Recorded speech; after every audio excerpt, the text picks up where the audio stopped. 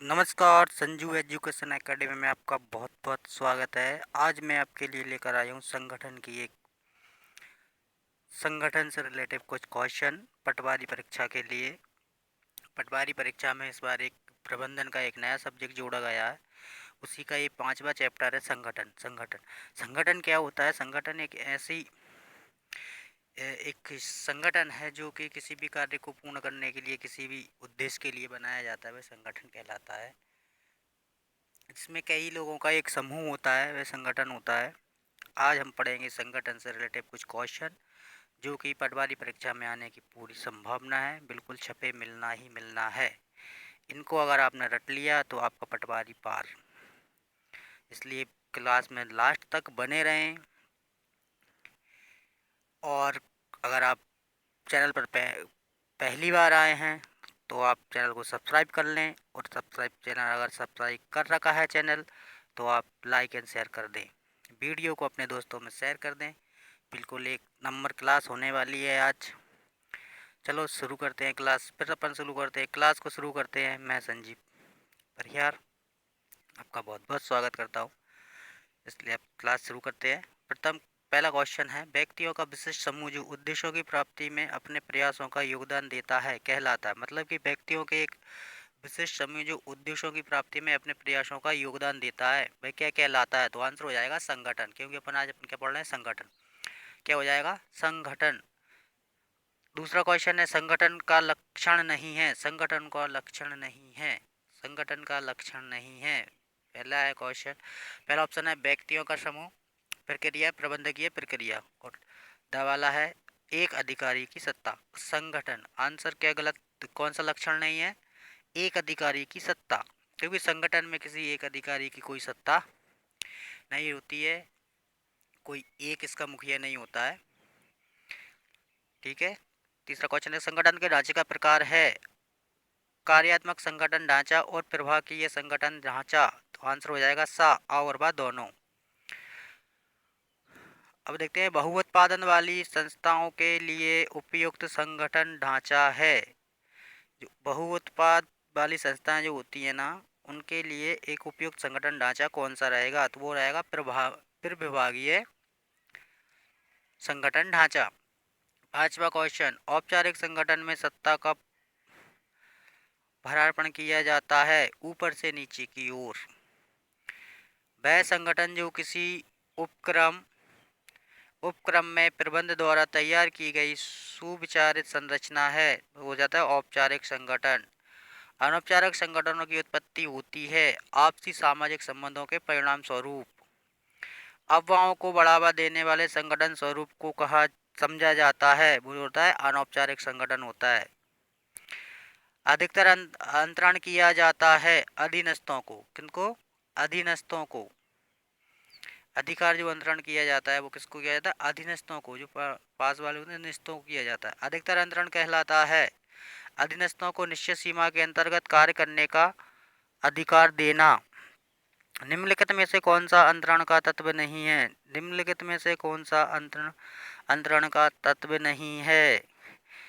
अधिकार, अनौपचारिक संगठन, उत्तरदायित्व या जवाबदेही। तो आंसर हो जाएगा बा अनौपचारिक संगठन। अंतरण को प्रभावी बनाने के लिए इनमें में से उत्तरदायित्व के साथ क्या होना आवश्यक है? तो आंसर हो जाएगा अधिकार। जवाबदेही की विशेषता है, जवाबदेही को दूसरे व्यक्ति को नहीं सौंपा जा सकता। जवाबदेही का आधार अधिकारी अधीनस्थ संबंध है। जवाबदेही की उत्पत्ति अधिकार सौंपने के कारण होती है। तो आंसर हो जाएगा उपरोक्त सभी। पूर्ण विकेंद्रीकरण व्यवस्था में समस्त अधिकारों का अंतरण किसे किया जाता है? आंसर हो जाएगा निम्न स्तर के कर्मचारियों को।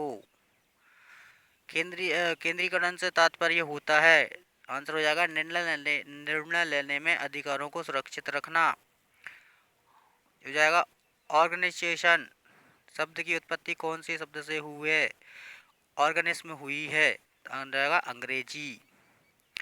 ऑर्गेनाइजेशन शब्द की उत्पत्ति अंग्रेजी भाषा के किस शब्द से हुई है? तो हो जाएगा ऑर्गेनिज्म।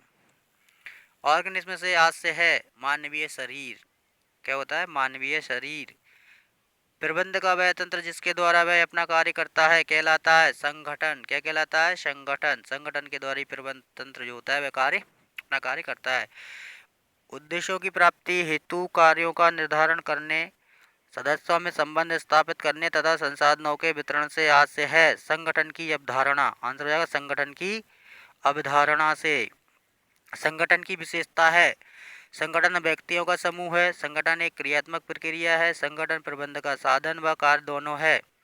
आंसर हो जाएगा संगठन प्रबंध का साधन व कार्य दोनों है।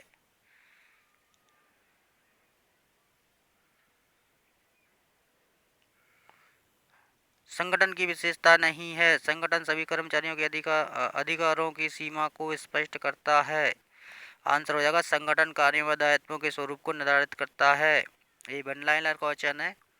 इसमें से मैं 4 ऑप्शन नहीं पढ़ूंगा, जो आंसर सही है वही देखूंगा, आप वीडियो में देख सकते हैं। सहयोग की भावना का अर्थ है एकता में शक्ति। उद्देश्यों का सामंजस्य किसका सिद्धांत है? आंसर हो जाएगा संगठन। उपक्रम में संगठन की स्थापना करता है, वो होता है उच्च प्रबंध। एक संगठन की संस्कृति समान है एक व्यक्ति से, तो हो जाएगा अभिप्राय। निम्न में से कौन सा कथन सत्य है? निम्न में से कौन सा कथन सत्य है? संगठन व्यक्तियों का समूह है, बिल्कुल सही है। संगठन समूह कार्यकारी नेतृत्व के निर्देशों के अंतर्गत कार्य करता है, बिल्कुल सही है। संगठन में श्रम अधिकार व दायित्वों का विभाजन का नियोजन किया जाता है, ये भी सही है। तो आंसर हो जाएगा उपरोक्त सभी। संगठन शब्द के अर्थ का भली प्रकार समझने के लिए कितने आधारों पर वर्गीकृत किया गया है? तो आंसर हो जाएगा 3। निम्न में से कौन सा कथन असत्य है? निम्न में से कौन सा कथन असत्य है? पहला है ऑर्गेनाइजेशन की उत्पत्ति ऑर्गेनिज्म से शब्द से हुई है। संगठन समूह कार्य नेतृत्व के निर्देशों के अंतर्गत कार्य करता है। संगठन के श्रम अधिकार के दायित्वों को विभाजन व नियोजन किया जाता है। उपरोक्त सभी।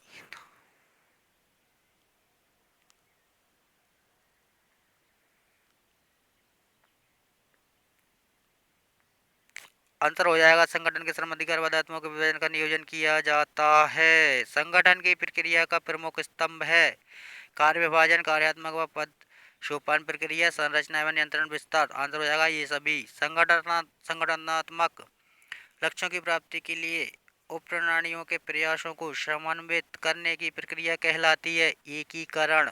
निम्नलिखित में से कौन सा सिद्धांत संगठन से संबंधित नहीं है? अनुरूपता का सिद्धांत। संगठन की प्रक्रिया का कदम है उद्देश्यों का निर्धारण, कार्यों का विभाजन, क्रियाओं का समूहीकरण। आंसर हो जाएगा ये सभी। संगठन की प्रक्रिया का कदम नहीं है कर्तव्यों की संख्या, स्थायित्व, अधिकारों का प्रत्यायोजन, आपसी संबंधों का निर्धारण। आंसर हो जाएगा स्थायित्व। स्थायित्व नहीं होता है। संगठन की प्रक्रिया का प्रथम चरण है उद्देश्यों का निर्धारण। संगठन प्रक्रिया के संबंध में कौन सा कथन सत्य है? संगठन प्रक्रिया कार्यों का विभाजन नहीं किया जाता, ये गलत है। योग्य व्यक्तियों को कार्य सौंपना संगठन प्रक्रिया का कदम है, ये बिल्कुल सत्य है।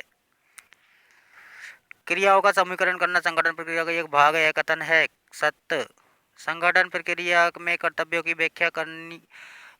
व्याख्या नहीं की जाती है, कथन है असत्य। वह तंत्र जिसके द्वारा प्रबंधक अपने व्यवसाय का प्रबंध करते हैं वह है संगठन। वह साधन जिसके माध्यम से प्रबंधक अपने अधीनस्थों का निर्देशन, नियंत्रण व समन्वय करता है वह है क्या है? कहलाता है संगठन कहलाता है। संगठन का प्रबंध में वही महत्व है जो मानव शरीर में ढांचे का होता है, मतलब हड्डियों का जो होता है। संगठन का महत्व है मनुष्य के मानवीय व्यवहार को प्रोत्साहन में, मनोबल वृद्धि में, तकनीकी सुधार का अधिकतम प्रयोग में। उपरोक्त सभी। आंसर हो जाएगा उपरोक्त सभी। संगठन का महत्व नहीं है कार्यकुशलता में वृद्धि, संदेशवाहन में सुविधा, संस्था के विकास में। आंसर हो जाएगा इनमें से कोई नहीं। कर्मचारियों व अधिकारियों के मध्य आपसी संबंधों के समन्वय में संगठन सहायक होता है, यह कथन है आंशिक असत्य। संगठन का सिद्धांत है उद्देश्य का सिद्धांत, समन्वय का सिद्धांत, आदेश का सोपानिक सिद्धांत। आंसर हो जाएगा ये सभी। संगठन का सिद्धांत नहीं है। एकात्मक निर्देश का सिद्धांत, नियंत्रण व विस्तार का सिद्धांत, विशिष्टीकरण का सिद्धांत। आंसर हो जाएगा इनमें से कोई नहीं। इनमें से कौन सी ताकतें एक संगठन के कार्य पर्यावरण का हिस्सा है? वो है तकनीक। यदि उपकरण या कच्चा माल कंपनी में अपने सही स्थान पर न पाया जाए तो प्रबंध के किस सिद्धांत का उल्लंघन हुआ? व्यवस्था का। मतलब व्यवस्था सही नहीं है, किसी भी चीज़ की उपलब्धता नहीं हो पा रही है, कच्चे माल की उपलब्धता नहीं हो पा रही किसी कंपनी में, तो उसमें क्या है? व्यवस्था दोषी है। सीधी सी बात, व्यवस्था दोषी है, इसमें व्यवस्था सही नहीं है और व्यवस्था का उल्लंघन हो रहा है। निम्न में से कौन सा कथन असंगत है? आंसर हो जाएगा समुचितता के सिद्धांत के अनुसार मानवीय व भौतिक संगठन सत्ता के उद्देश्यों का साधन के अनुरूप नहीं होने चाहिए। 50वां क्वेश्चन है, क्रियाओं को विभिन्न स्तरों में विभाजित करना कहलाता है? पद, सोपान, प्रक्रिया। सुमेलित कीजिए। सुमेलित करने के लिए कूट दी है। इसका आंसर आंसर आंसर पहले का तीसरा, पहले का, ये सूची पर कर लेते हैं थोड़ी। ए का थर्ड, सिद्धांत, अपवाद का सिद्धांत। बी, संगठन का महत्व, प्रबंध क्षमता में वृद्धि। संगठन की प्रक्रिया, ये संगठन कर्मचारियों को भावनात्मक संतोष प्रदान करते हैं। इसके बाद आता है डी, अनौपचारिक संगठन का लाभ, उद्देश्यों का निर्धारण। ठीक है। संगठन संरचना से आज से है, संस्था की संगठन व्यवस्था से। आंसर हो जाएगा संस्था की संगठन व्यवस्था से। संगठन संरचना वह ढांचा है जिसमें प्रबंधकीय एवं परिचालन कार्य निष्पादित किए जाते हैं। यह कथन है हेनरी एच अल्वर्ट का। संगठन संरचना संगठनात्मक व्यवहार के लिए कंकाली ढांचे को प्रकट करती है। यह कथन है फ्रेड लुथांस का। गलत संगठन संरचना व्यावसायिक निष्पादन को रोकती है। यह कथन है टेरी का। एक संगठन संरचना तैयार करने के निम्नलिखित सोपान यानी स्टेप हैं। अधिकार का प्रत्योजन, संगठन संरचना की समग्र तस्वीर दर्शाता है। संगठनात्मक चार्ट। ऐतिहासिक रूप से संगठन संरचना का सबसे प्राचीन रूप कौन सा है? रेखीय संगठन। संगठन का सबसे लोकप्रिय प्रारूप है समिति संगठन। एक समिति बनाई जाती है, ये सबसे लोकप्रिय प्रारूप है। जहाँ पर जब भी कोई एनजीओ चलाता है, कोई स्कूल चलाता है, कोई ऐसे कि कोई हॉस्पिटल भी खोलना है, तो उसके लिए क्या रहता है? एक समिति लगती है, वही संगठन होता है। ये सबसे ज़्यादा लोकप्रिय और सबसे ज़्यादा प्रचलित है। संगठन संरचना को प्रभावित करने वाला घटक है संगठन के उद्देश्य, संगठन का आकार, बाजार का आकार, ये सभी। संगठन संरचना को प्रभावित नहीं करने वाला घटक है पद अक्षमता। निम्न में से कौन सा कथन सत्य है? प्रबंधकीय कार्य संगठन संरचना को प्रभावित करती है? बिल्कुल करती है। संस्था का विभिन्न आधारों पर किया गया विभागीकरण संगठन संरचना को प्रभावित करता है। ये दोनों सही है, ये भी सही है। आंसर हो जाएगा सा, आ और बा दोनों। निम्न में से कौन सा कथन असत्य है? निम्न में से कौन सा कथन असत्य है? संस्था के आंतरिक व बाह्य वातावरण का प्रभाव भी संगठन संरचना पर पड़ता है। बिल्कुल सही है। प्रबंधकों की नीतियों का भी संगठन संरचना प्रभाव पड़ता है। ये भी सही है। और बा, संस्था की संचालकीय क्रिया संगठन संरचना को प्रभावित नहीं करती हैं। ये गलत है बिल्कुल। कौन सा हो जाएगा? ये असत्य। पद किस प्रकार बाधाओं के अंतर्गत आता है? संगठनात्मक। संगठन संरचना को निर्धारित करने वाला सहयोगी घटक है लक्ष्य एवं रणनीतियाँ। संगठन संरचना को निर्धारित नहीं करने वाला संयोजक घटक है उत्पादन प्रणाली। एक उपक्रम के कर्मचारियों की आवश्यकताएं, आकांक्षाएं, योग्यताएं व मनोभावनाएं संगठन संरचना को प्रभावित नहीं करती हैं। कथन है आंशिक सत्य। एक उपक्रम को बदलते हुए बाह्य वातावरण के प्रभाव को वहन करने के लिए संगठन संरचना में पर्याप्त लोच तथा अनुकूलता रखनी चाहिए। यह कथन है सत्य। बिल्कुल सही है। संगठन संरचना को निर्धारित करने वाले सहयोगिक घटक के संदर्भ में कौन सा कथन संगत है? बाह्य वातावरण संगठन संरचना को निर्धारित करने वाला सहयोगी घटक है, घटक नहीं है। ये बिल्कुल असंगत है। ठीक है। क्रियात्मक संगठन का मुख्य लाभ है अनुभव। अधिकतम अनुशासन होता है क्रियात्मक संगठन में। क्रियात्मक संगठन का अर्थ है विभागीयकरण के आधार पर कार्यों की प्रवृत्ति। क्वेश्चन नंबर 73 पे देख लेते हैं। क्रियात्मक संगठन के संदर्भ में निम्न में से क्या सत्य है? इसमें अधिकार सत्ता समानता रूप से प्रभावित होती है। आंसर क्या हो जाएगा? इसमें अधिकार सत्ता समानता रूप से प्रभावित होती है। क्रियात्मक संगठन का मुख्य लाभ है विशिष्टीकरण। क्वेश्चन नंबर 75, टेलर के कार्यात्मक संगठन के अंतर्गत गैंग बॉस वास्तव में क्या कार्य करता है? आंसर हो जाएगा वह कर्मचारियों को निर्देश देता है। कर्मचारियों को क्या देता है? निर्देश देता है। क्रियात्मक प्रबंधन के अंतर्गत आने वाले संगठनात्मक क्रिया है उत्पादन, विपणन एवं वित्त से विभागी से भी वर्गीय। और आंसर हो जाएगा ये सभी। अधिकार रूप से नीचे दिए गए नीचे की तरफ चलता है। अधिकार ऊपर से नीचे की तरफ चलता है, जबकि जवाबदेहिता नीचे से ऊपर की तरफ यह पाया जाता है। पद अधिकारियों से संबंध। वह संगठन जिसमें कार्यों को छोटे छोटे भागों में बांटा जाता है और प्रत्येक छोटे भाग के लिए एक विशिष्ट ज्ञान वाले व्यक्ति को नियुक्त किया जाता है, उसे क्या कहते हैं? क्रियात्मक संगठन। क्रियात्मक संगठन में रेखा संगठन के की तरह अधिकार लंबवत रूप से चलते हैं। यह कथन है असत्य। कार्यात्मक संगठन उपक्रमों में देखने को मिलता है बृहत आकार। ये बृहत आकार के बड़े आकार के होते हैं। क्रियात्मक संगठन की विशेषता है प्रत्येक भाग के लिए विशेषज्ञ होते हैं। बिल्कुल सही है। प्रत्येक निर्णय लेने से पूर्व विशेषज्ञों के परामर्श करना आवश्यक होता है। बिल्कुल सही है। विशेषज्ञ केवल विशिष्ट क्षेत्र के लिए आदेश निर्देश दे सकते हैं। बिल्कुल सही है। आंसर हो जाएगा द उपरोक्त सभी। क्रियात्मक संगठन के विशेषज्ञ आदेश निर्देश देने का अधिकार रखते हैं। यह कथन है सत्य। क्रियात्मक संगठन का लाभ है अधिकारियों का तकनीक मामले में सोचने का भार हल्का हो जाता है। इससे विशिष्टीकरण करना सरल हो जाता है। इसमें निर्णयों में एक रूपता बनी रहती है। तो आंसर हो जाएगा द उपरोक्त सभी। क्रियात्मक संगठन का लाभ नहीं है। यह संगठन आदेश की एक रूपता के सिद्धांत के विरुद्ध है। यह संगठन क्या है? संगठन आदेश की एक रूपता के सिद्धांत के विरुद्ध है। क्रियात्मक संगठन का दोष है यह अधीनस्थों के कार्यभार को बढ़ाता है। अधीनस्थों के कार्यभार को बढ़ाता है। क्रियात्मक संगठन का दोष नहीं है यह निर्णयों में एक रूपता लाता है। कौन सा दोष नहीं है इसमें? यह निर्णयों में एक रूपता लाता है। रेखा संगठन के क्रियात्मक संगठन का अंतर है। रेखा संगठन में अधिकारों का प्रभाव लंबवत व क्रियात्मक संगठन से तिरछा होता है। रेखा संगठन में कड़ा अनुशासन तथा क्रियात्मक संगठन में शिथिल अनुशासन होता है। क्रियात्मक संगठन में आदेश की एकता सिद्धांत का पालन किया जाता है और क्रियात्मक संगठन में नहीं किया जाता। तो आंसर हो जाएगा उपरोक्त सभी। उपरोक्त सभी। आंसर हो जाएगा द। वह संगठन जिसमें प्रत्येक स्तर पर प्रबंधकों के अधिकारों, कर्तव्यों व दायित्वों की सीमा होती है उसे कहते हैं औपचारिक संगठन। ये क्या होती है? औपचारिक संगठन होते हैं। ये कुछ समय के लिए रहते हैं। औपचारिक संगठन में अमूर्त और बहुत कुछ स्थायी नियमों का समावेश होता है जो प्रत्येक सहभागी के व्यवहार को प्रभावित करते हैं। यह कथन किसका है? H.A. हर्बर्ट साइमन का। संगठन के उद्देश्यों को पूरा करने हेतु कार्यों को किस आधार पर वर्गीकृत किया जाता है? तो आंसर हो जाएगा औपचारिक आधार पर इसको वर्गीकृत किया जाता है।